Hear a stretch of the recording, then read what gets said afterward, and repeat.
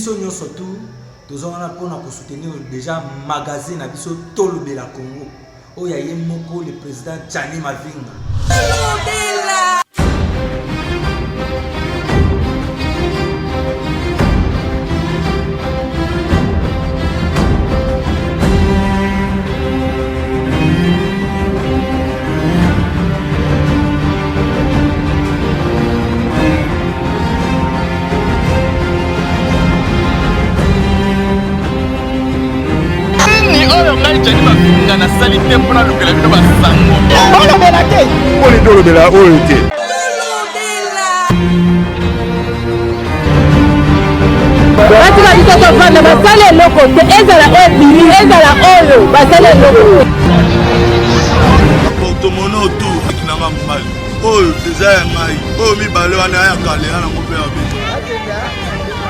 Bon week-end na balandi nyonso ya magazine d'information générale Tolobela Congo na biso bino bayebozu lisusu libaku ya kolanda biso na pokwa lelo tofongoli basango na biso na ngambu ya Assemblée nationale ba députés nationaux basalaki vote ya projet de loi portant prévention ya traite de personnes. Tolanda reportage ya Sam Nzolameso.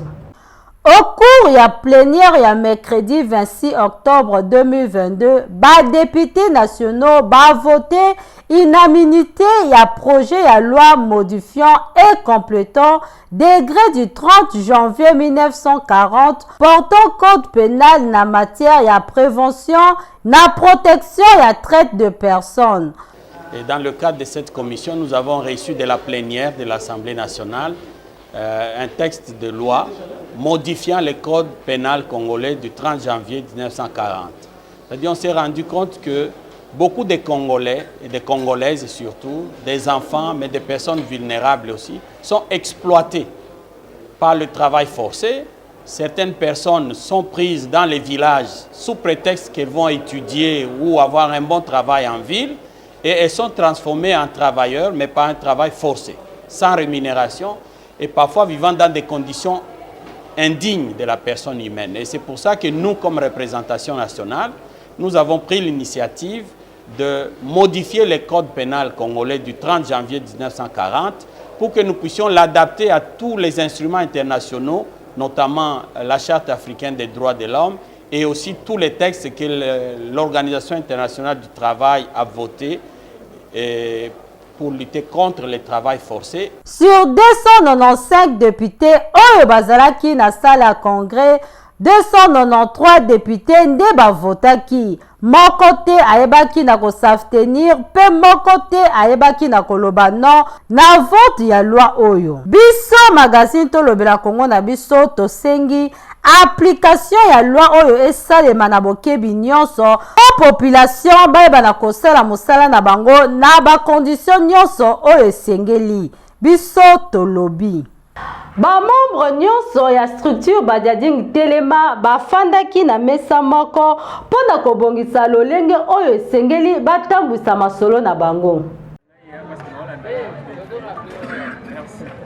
Kuma kukiele na ndenga osakana te na kati ya quartier Badiading na commune na Selembao bana nyonso cité Badiading balalaka na bangongol lelo basutuki na structure na bango ya solo o basali totelema Badiading bango bazalaki na deuxième jour na bango ya réunion pour na kobongisa kotala nini kosala na kati ya mboka na bango quartier Badiading oyo lelo bazali kolela bazali kozwa solution te ba problème na bango na tina na yango babengisaki moko na bango mwana ya mabele soso ya simandaku Tchani Mavinga, les journalistes les plus proches de la population oyo asangalaki lisusu na bango esika babete masolo kitoko babimisi comité directeur oyo kokumbela masolo na kati ya lisanga na bango oyo bango balingi bato mosusu bapusa na pembeni te na micro magazine Tolobela Congo boyoka ndenge nini bango boko batalisaki esengo na bango. Ok, merci beaucoup monsieur le journaliste. Le Zaki,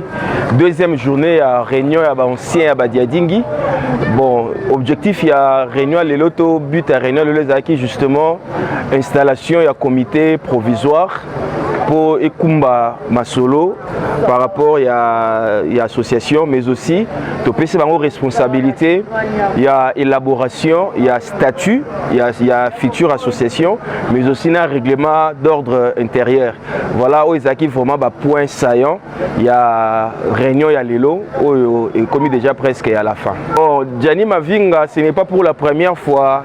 À une initiative, il y a repostulé comme candidat député national ou provincial, mais tout ça il a regret mingi parce que la fois passée, il y a un natif, il y a Selemba ou précisément na Badiadingi, mais bon, pour des raisons, Openza et Chapa Ibiso a beaucoup plus na Lukunga, mais nous avons voulu à Zonga, na Fief, à Zonga na Mabele, parce que place aux alliés, la place aux Baébi ou bien, voilà pourquoi tu souhaitant vraiment ils à la Ndenge wana pour na Gianni Mavinga na ba initiative naé par rapport à tout le Bela Congo, par rapport à Marambe Bela Osala, pas seulement pas na biso na Badiading mais ailleurs.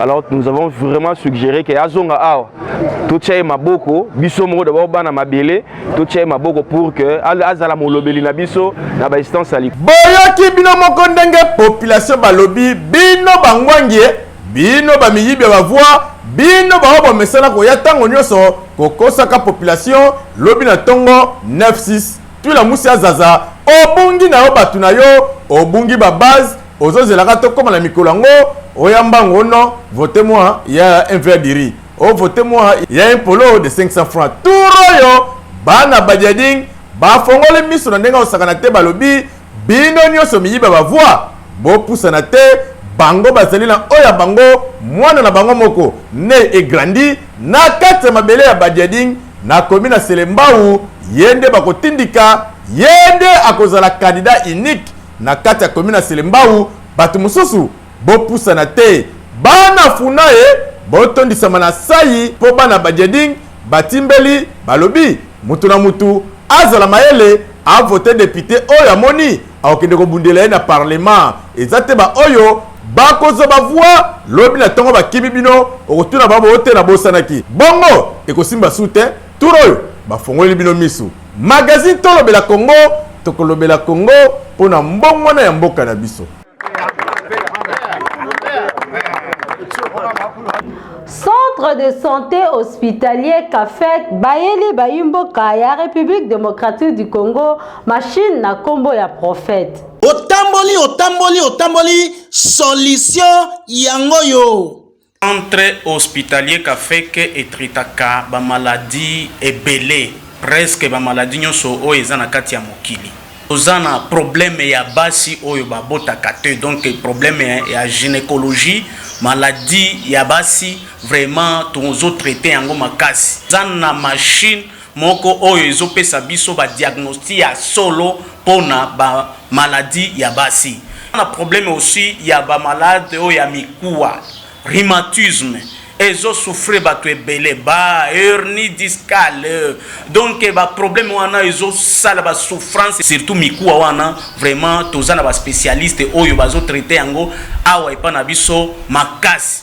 Ona domaine ya poison tika na yo pardon bondi melangai centre hospitalier Kafek domaine ya poison en tout cas à tes ans retardé to rapide awa soko ye ato tikalaki na 2 minutes ya liwa yeba ke soko zwikis ozwi solution. Biso tozana nguya parce que tozana machine moko oyo toyaki na poto oyo ezo détecter kito problème ya ba poison na kati ya nzoto. Machine oyo ezali ko détecter ba maladie nyos. Okosenga te o ebisa médecin onongai nazobela boy te. Appareil wana batio na kati ya appareil wana oyo tozobenga prophète biso to surnommé appareil wana prophète zozuwa maladie nyonso oyo eza na kati ya nzoto na ya mutu na ba symptôme nyonso na cause oyo ekozaka maladie wana appareil wana e proposer lisusu et pensi que non traitement ya mutu oyo il faut ko pesa et traitement ya tel traitement ona oyo etali ba spécialiste ya solo o bautaka bipai na bipai ezala mikili ya pototo awa na mboka centre hospitalier Kafek oza na raison solution ezali centre hospitalier Kafek oyo ezali kosunga bana Congo na talo moke awa ata mobola mozwi aza nesika na ye. Centre hospitalier Kafek toti promotion. Donc période où tu as na promotion, ezala ba examen, ezala ba traitement, ezala donc nyonso ba activité nyonso ezo salama awa na centre hospitalier Kafek ezana kati ya promotion. Adresse na biso sur olokibiso toza na référence makasi eza rond-point ezo sima ya station lodge au Mona Centre Hospitalier Kafeke, avenue Ngindu, numéro 5, quartier Yolo Sud, commune de Kalam. Numéro de téléphone Nabiso 085 041 14 07. Moussousou 090 60 38 88 3. Soki olingi o rajeunir loposo na yo esika ezalisi moko na fondation Musakai bayeli bayimboka nyonso bagam ya ba produit dongo dongo. Mon ami, qui dit bakolo, yoka bien, et yeo, la fondation Musakai, batilibino bagam ya produit dongo dongo magique. Numéro 1. Et salami na gel ya gombo. Donc dongo dongo pona ba solution na bino lokola banduta ndeko yoko ndute pasola yo nzoto lokola terrasse solution yango yo ba bouton mama na ngai ba tampon yaya okoma kobomba elongi na fula solution yango yo ba ride ndeko okoma koma mubange avant l'âge solution yango yo na ba maladie ebele bele lisusu pona kozwa biso tozwa mina marché Gambela na pavillon bijoux voire maison magique derrière le dépôt pharmaceutique, l'entrée principale du marché. P na marché de la Liberté, pavillon 9, table 38. Tous appels Soussou na Rond-Point-Ngaba, en face de Sofecom Transfert, voire maison magique. Référence la police Karine sur route bypass. Tous appels Soussou na Bandalungwa, na avenue Kimvula, numéro 44, quartier Adoula, arrêt Bakayao. Référence école Sévigné. Tous appels na Congo Central. Na Matadi, na commune Yamvuzi, quartier sud, avenue Mobutu, numéro 13, référence bâtiment Makayavangu. Pour nous benga biso, pour nous information misusu, benga biso na plus 243 85 140 10 30. Merci, Fondation Musakai. Dongo dongo magique, c'est magique. Numéro 1.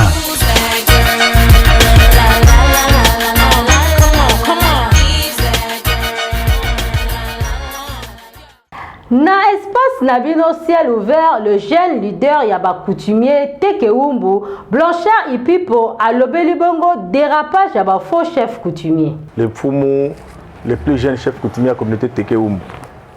Quand on a biso wana journaliste, Tolanda qui est quelque part tant a commis na kati Lubumbashi, abele qui na micro à lobby, chef Kyungu azali vrai chef coutumier et puis azali visionnaire ya ANATC.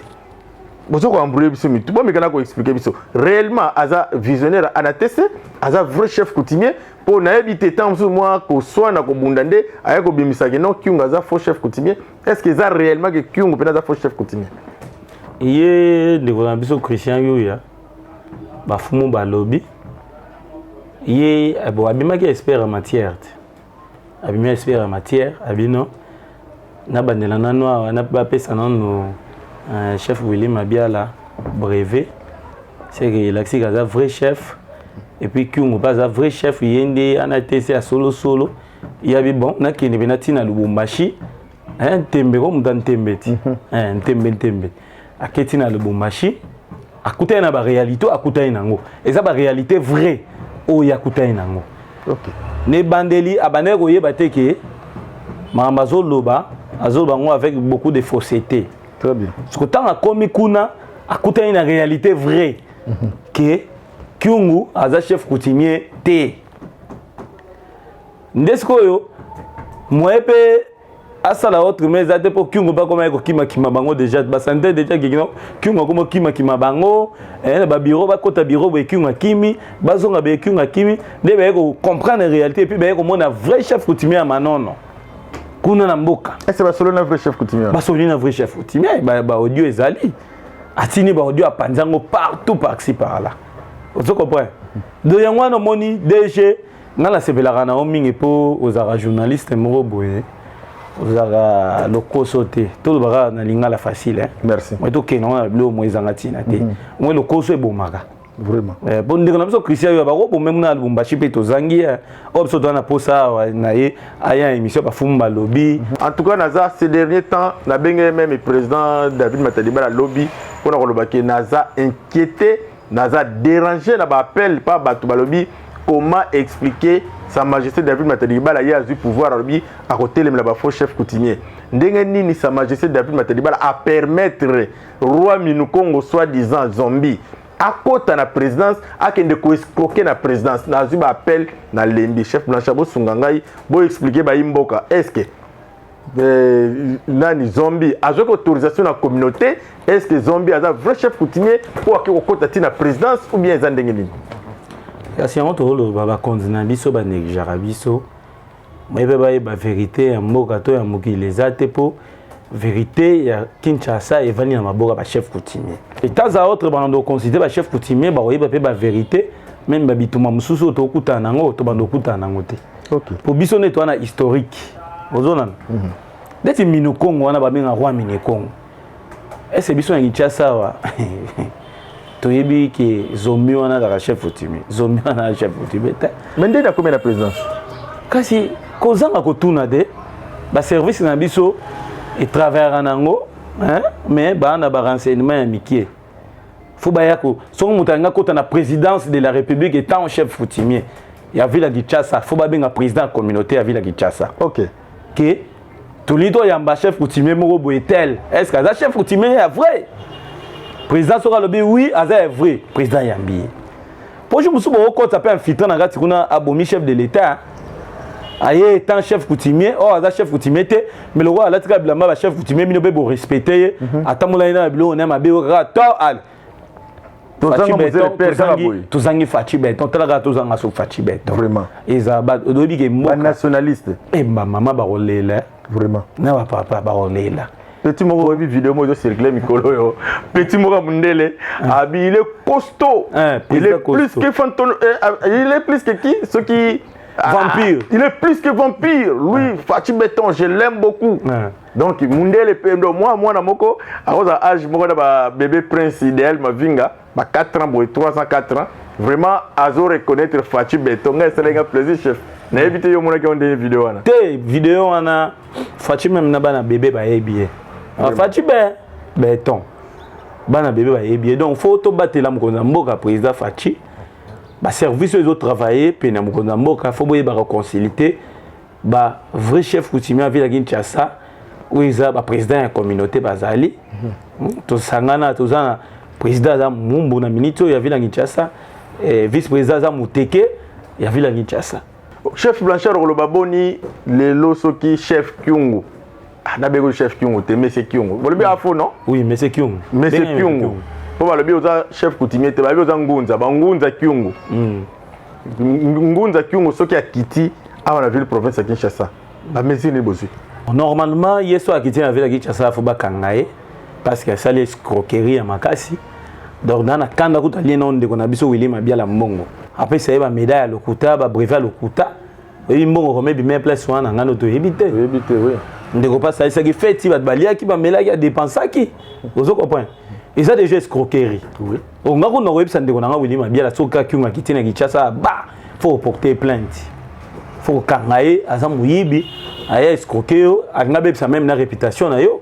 Ngamuntu na biso ngana zande ko na o muumbu et puis na yebani na bande ko na ngebele baza kuna bande ko bateke ba chef yike baza wana bande ko na ngai ba fiston lingwe bazali wana donc baza batoto sola ngana bango grande famille. Merci beaucoup chef Blanchard toujours kende molo vers la fin mais sans pourtant Torozang sapena asbel na biso te mais na ko lo ba eloko moko o eza biblique mon peuple périt faute de connaissances et puis faut mon niveau et le bilan chef Blanchard faut moi chic bat tanga na éviter ndeko Kyungu so pe kuna na manona tanga pe classe te place président de la communauté teke umbu ya ville province de Kinshasa zali il a été nommé président provincial donc au moins on a un niveau hein na fingi te bo comprendre nga na bo comprendre que bino moko likamba ba faux chef. Mais Christian Yuya to ba tanga discours wana Christian Yuya zalaka. Oui. C'est to le bege Christian Yuya ndui Willy Mabia na berere. Pour ya nga yebsa ye non chef Willy ngana yebi président ya communauté à ville provinciale de Kinshasa c'est David Matadi Kibala. OK. Président provincial à ville de Kinshasa c'est David Matadi Kibala. Parce que zakaka eloko moko. Siko ndenge nini yo ba peso so eloko wana. Tout changeant idéologie moko boy. Alors ba izaka moi diplôme de mérite pour ningo travailler makasi tout ça mais ngai fona que nos 5 audience la président communauté photo que ndebiso moko ti na kati ya nini le village de Ronamso Willy Mabia là. Vous comprenez? Oui. Président faut appeler ça est-ce qu'on vrai brevet officiellement pour les bien. Merci Sa Majesté David Matadi Kibala, président de la communauté Tekeumbu na inane à Pamba, misale zo monona ba vérité pe bandiko bima en tout cas ça l'a bien. Déjà audience d'avoir commis et pas Sa Majesté chef Blanchard a besoin il y a beaucoup tana pour kitabino beaucoup de sa vraie médaille, vrai diplôme il y a mérite. Et pas il y a les vrais chefs coutumiers, chef Willy Mabia la Oyo, alors ça la Moussane bien Bundi Bitubati à 10 places, mais bah pas coller bah bossoto, mais pas coller bah salité. Pas moi na mai bossoto.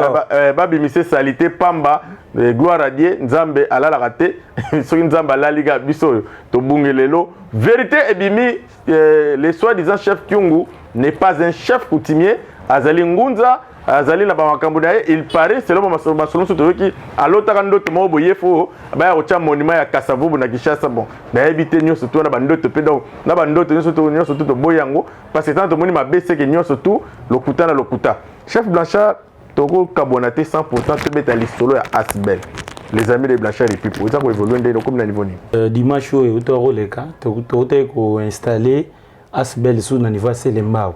OK. Tu ko installer à niveau Selembao. Bon tu ko installer na comme ça bon to bana ba formation.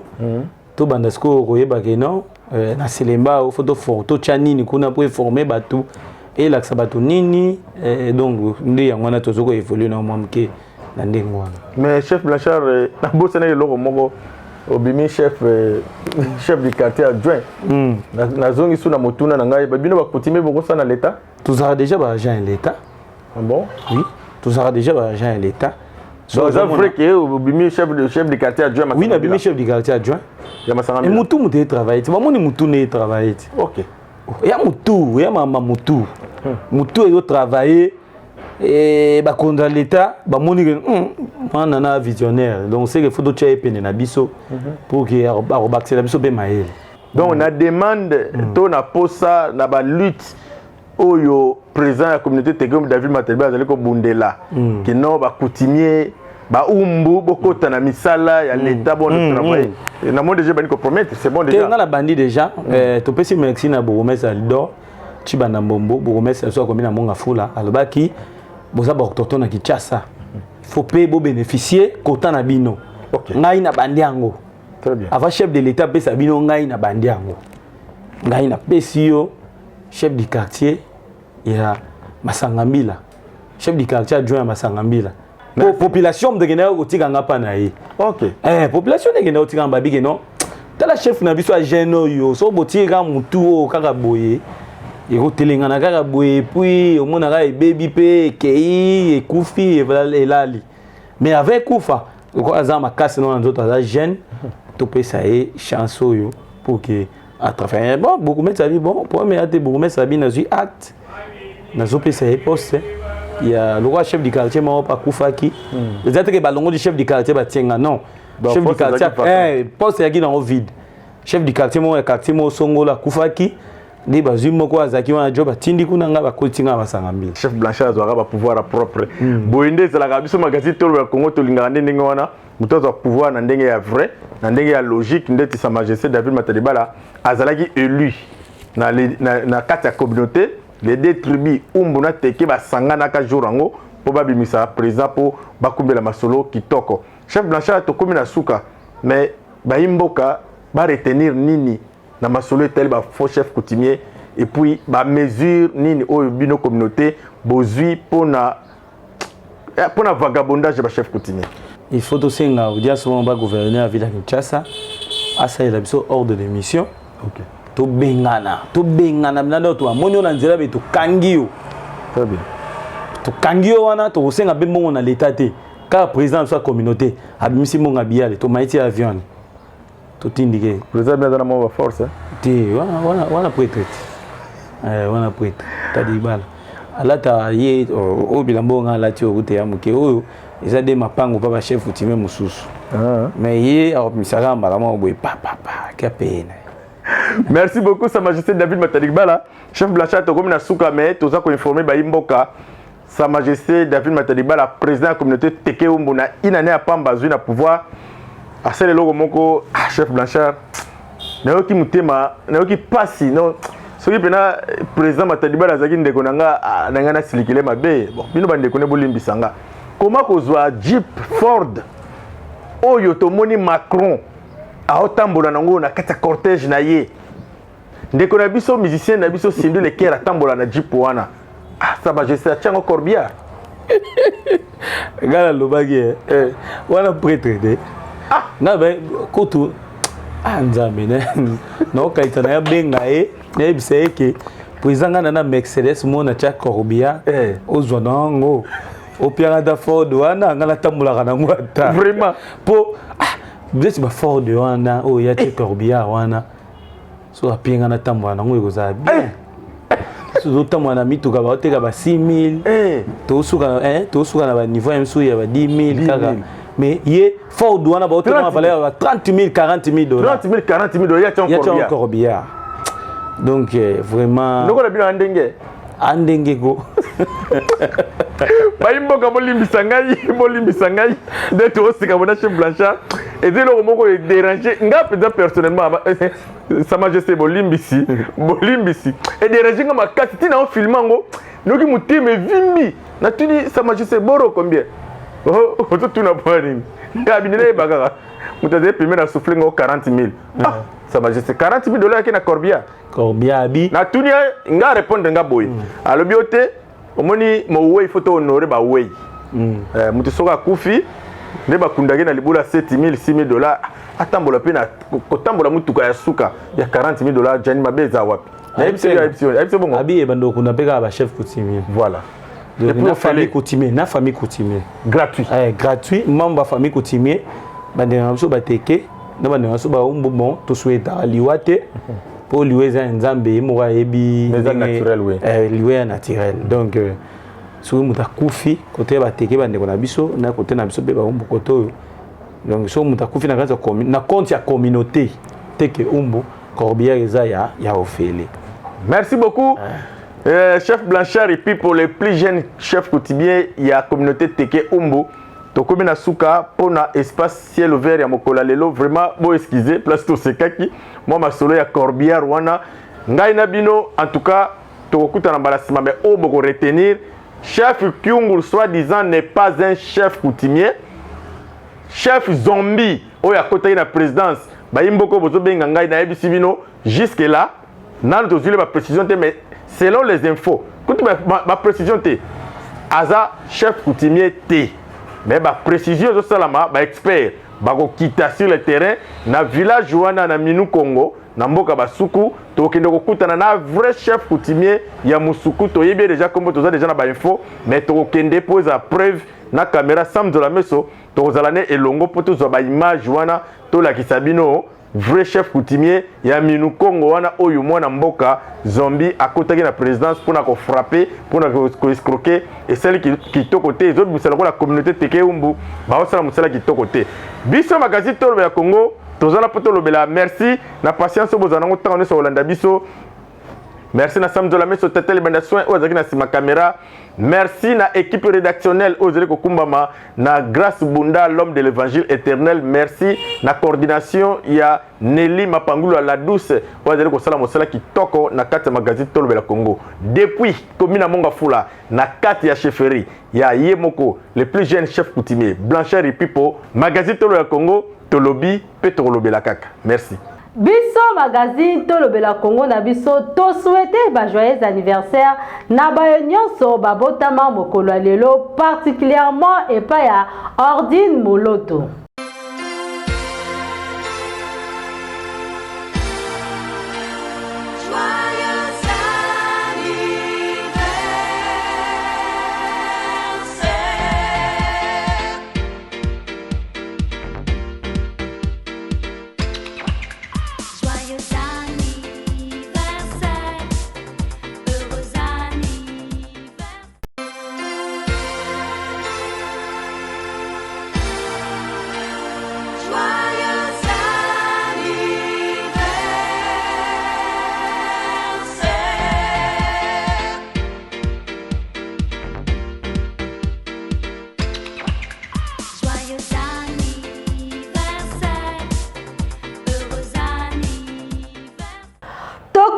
na suka édition na biso ya pokwa lelo topesi bino merci pour la patience pe fidélité o bozalaka na yango ya kolanda magazine d'information générale Tolobela Congo na biso. Na pesi merci pa mon DG Gianni Mavinga na opportunité o asalinga lisusu na pokwa lelo na leka liboso betonde eke na bino. Soki bomolinga na pokwa lelo liboso betonde eke na bino ezali po na mosala kitoko ya yemoko le grand coach Sam Nzola Meso tata libandia soin nde asakanaki na bilili. Montage esimbamaki epa ya Josué Piano misapi ya or. Édition lelo eza supervisé na magazine d'information générale Tolobela Congo na biso.